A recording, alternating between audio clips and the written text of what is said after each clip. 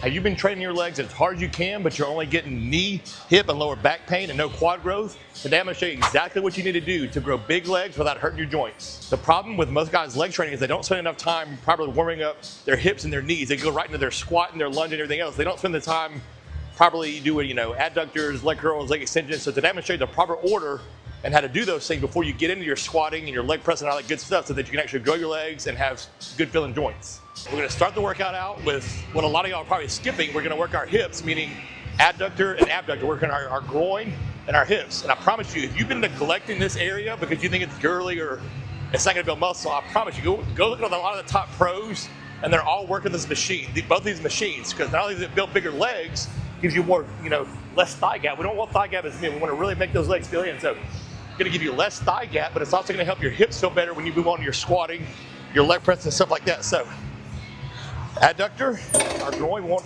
as much range of motion as you can handle without hurting yourself. Okay, we're squeezing, coming out control. This is not an exercise or muscle group you want to do super heavy weight on or go out of control because you're going to pull that groin. So we want everything under control. We're squeezing. It's a small muscle group, so you don't have to work it with extremely heavy weight or a lot of tension to get it to grow. If you've ever pulled your groin, you know how painful it is. So be really careful here, pick the right weight, good range of motion, and squeezing. So set some reps here. I'll tell you after I do this because we're going to superset it with going to our abductor, pushing apart. So most gyms have either both these machines separately or the machine where you can flip these pads around and do the other direction. Either way it's convenient. We're coming here. I'm going to sit forward. I'm sure you've all seen the girls in the gyms doing this. I don't think that's necessary. Just sit upright a little bit, push it apart. Same concept. Under control. Because again, it's a small glute medius we're working here, so we don't need a ton of weight. It's not your whole glute we're working here. The whole glute can take a lot of weight. This is a very small muscle group that affects your hip mobility and your strength and stuff like that. So probably medium to heavy-ish weight. Just really controlling it, pushing apart. Not taking such heavy weight that we got to really grind it out. It should just be nice and smooth here.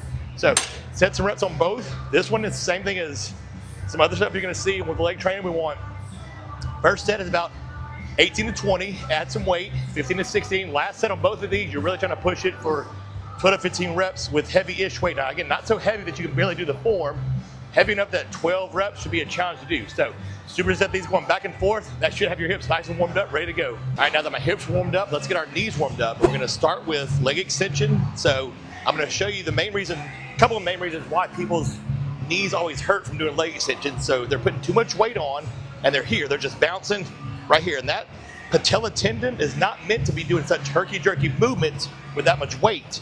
The weight is meant to be going to your quads. So cut the weight down, focus on good squeeze, come down. You can still use heavy weight here. You just don't want to be bouncing. You want to be bouncing out of the chair. All the control and the tension should be on the quads and not my patella tendon. So sets and reps here. First set, I usually do about 18 to 20. I add some weight, and then I'll do about 15 to 16 the next set. I'm trying to work to my last set. It's 12 to 15 with as much weight as I can handle without bouncing around and still having control on putting tension on my quads. You do that, and I promise you, your knees are going to feel better and your quads are going to grow. So everybody knows you got to do leg extensions to warm up your knees and build your quads, but something most people are neglecting is their leg curls. And I promise you, if you've never let off your leg workouts with doing hamstring curls, do this, and I promise you, it's going to change how your legs look and feel. So how to properly do a lying leg curl, I'm just going to break it down for you. We want to make sure, first of all, we're not putting so much weight that we're popping off the machine. Because we want to grow our hamstrings, but we also want to warm our knees up. That's the whole point of today's video, is to show you how to build your legs without knee pain. So proper weight, I'm squeezing, coming out controlled. Squeezing, coming out controlled. I want to make sure all the tension stays on my hamstrings and not momentum, my hips, not bouncing. So again, this is going to keep the tension on the hamstrings, but also get those knees nice and warmed up. Because we're not using super heavy weight here to get the job done toward the hamstrings, and the joints are going to take the secondary damage from that heavy weight. So proper weight, 10 to 15 reps.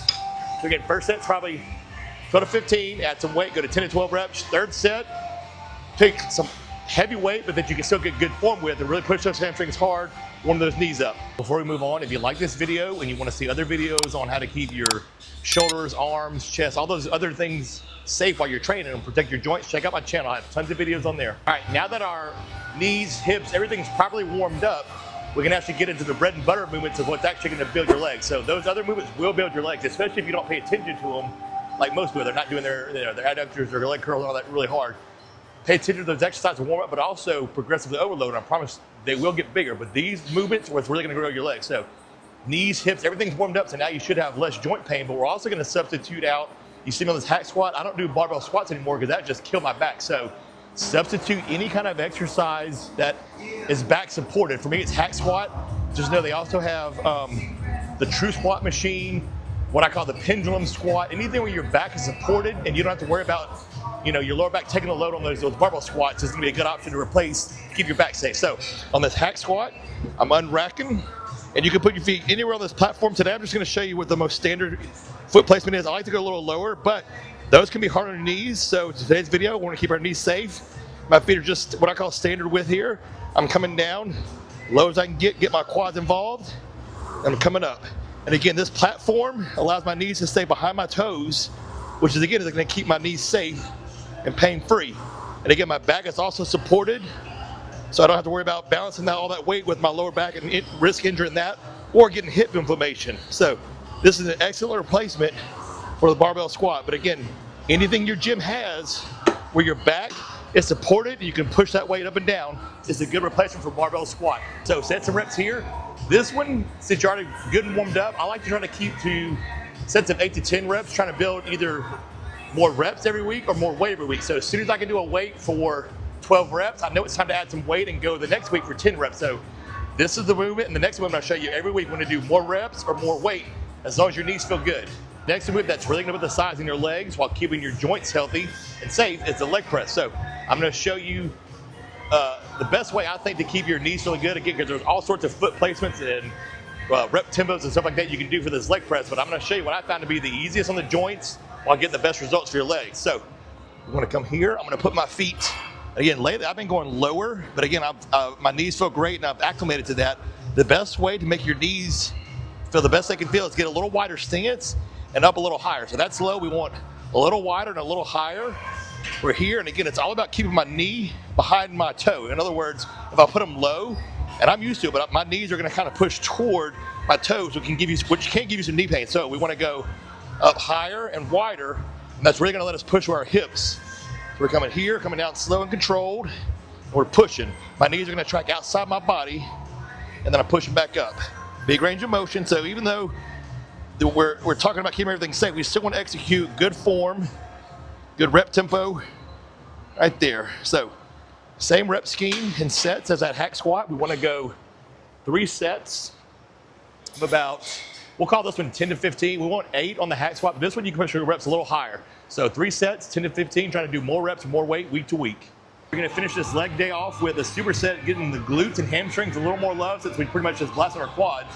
We wanna hit the glutes and hamstrings a little harder. We're gonna superset that with a calf raise. So normally in my routine, I'm doing RDLs here to get the hamstrings and glutes more work, but I've seen with that, if your form's not really good, if you push the weight too hard, it can be really cumbersome or painful to your lower back. So again, the video is all about keeping everything feeling good and safe. So we want to substitute out the RDL with this glute bridge if you have this machine. So if you don't have this machine, just know that you also have the barbell version where you can get on the bench, put that barbell loaded up and thrust there.